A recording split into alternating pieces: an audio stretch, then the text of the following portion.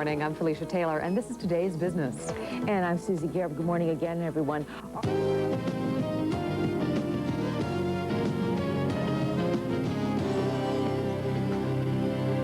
Welcome back, everyone. We all try to monitor our personal health, but many entrepreneurs fail to keep adequate track of the health of their companies. A recent study by Coopers & Lybrand says that a significant percentage of business owners are not taking good care of their enterprises. 34% of CEOs interviewed said that they were not spending enough time looking at key indicators such as sales, cash flow, and accounts receivable. The study found expenses, profit margins, and inventory were only studied quarterly or annually, although sales and accounts receivable were monitored more frequently. The lesson to be learned, and don't ignore the nuts and bolts that keep your business running. If they come loose, they could sink your company. In our focus today, determining what a business is worth, you need to know how to increase and maintain the value, especially if you're planning to make an initial public offering. And our guest today says that the way to keep track of your assets is through careful advanced planning. He is Fred Lipman. He's author of a new book called How Much Is Your Business Worth? And we're happy to have you with us today. Thank you. You know, so many people build up their business, and then finally the good part comes to sell, and they don't know how to do it. I mean, what is the most important thing about, getting ready to sell your business or to value it? They fail to plan in advance. I suggest in the book that they plan 5 years in advance to when they want to exit the business, and then figure out the best way to increase the value during that 5-year period. What do you do?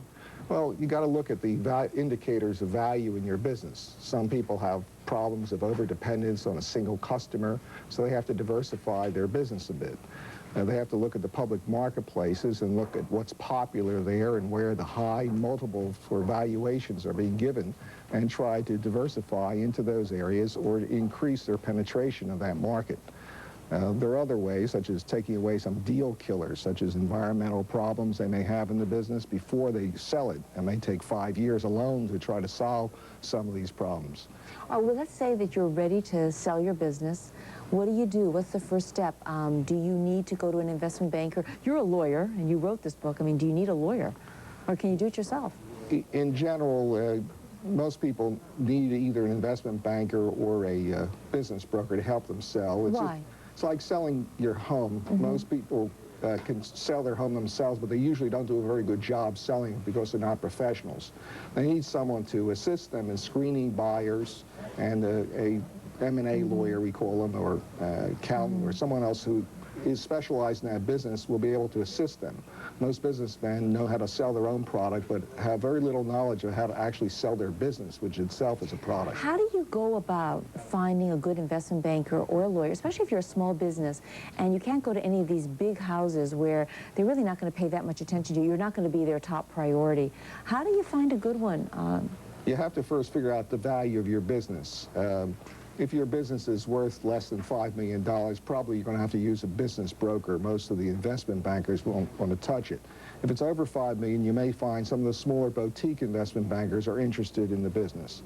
But before you even talk to an investment banker, you ought to talk to an attorney who specializes in M&A practice, who can help you select the investment banker, because you have to make a deal with the investment banker or business broker that makes sense. Otherwise, you may find yourself paying a fee that is too high for the business, or a fee where the business isn't even sold. You brought up the example of selling your house and doing it yourself and whatever. Even if you have a broker, oftentimes the seller or the buyer gets involved in the negotiations themselves. Do you recommend that when you're dealing with selling your own company, or should you let the lawyer or investment banker do it for you in terms of negotiating with the potential buyer? In general, you're better off having the investment banker, broker, and or lawyer do most of the negotiations with instructions from you. You don't want to get into the negotiations till the very final part of the negotiation, because your own emotions are involved, and sometimes you get insulted and kill this deal. Yeah, I know. You don't want to kill the deal after you work so hard to build a company. It's a complicated issue. We thank you very much for coming and sharing some thoughts with us. And we have been speaking with Fred Lipman. He's the author of a new book called How Much Is Your Business Worth?